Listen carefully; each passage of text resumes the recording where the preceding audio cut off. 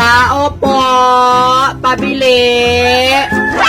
Wait lang, may ginagawa pa ako. Anong bilhin mo? Pabili ng isang lollipop, ante. Eto, ang lakas ng boses. Piso lang pala bilhin mo. Wow, grabe ka naman, te. Tao po!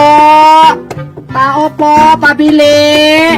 Ayan na naman! Baka piso na naman ang bilhin nito! Nakakainis! Anong bilhin mo, madam? Meron po ba kayong tissue? Oo, meron!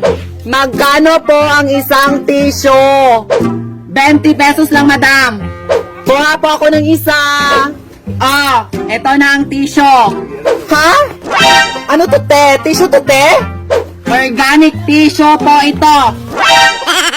Anong kailangan kong gawin upang malaman mo ikaw ang minamahal ko? Anak, umutang ka nga ng Whisper with Wings kay auntie mo kasi nireregla ako. Okay po, Nay. Tao po, ante. Uutang daw si nanay ng Whisper with Wings. Oh, eto. Ang aga-aga nyo mangutang. Kung may pera na kayo, sa iba kayo bibili. Wow! Grabe ka naman, te. Hala! Nakalimutan ibigay ni auntie ang wings. Papagalitan na naman ako noon. Pababalik pa ako doon.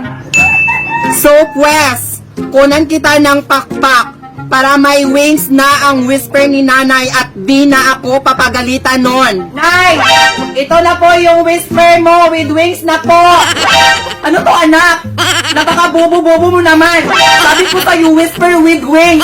Bakit may kasamang pakpak na manok? Ano to? Kung kailangan kong gawin upang malaman mo ikaw ang minamahal ko. Anak, wait lang, Nay. Bakit po, Nay? Ang aga-aga, bukas ka kaagad ng TV? Wala ka bang balak? Tulungan ako dito? Di kayo marunong magtipid. Alam niyo ba, pandemic ngayon, hirap tayo sa pambayad. Sorry po, Nay.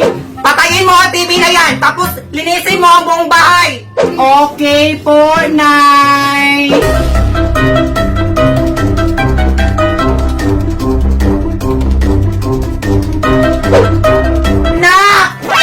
Nasaan na ang TV natin dito? Bakit nawala? Pinatay ko na ang TV, Nay. Itinapon ko na sa dagat. Napaka-bobo-bobo mo talaga, anak.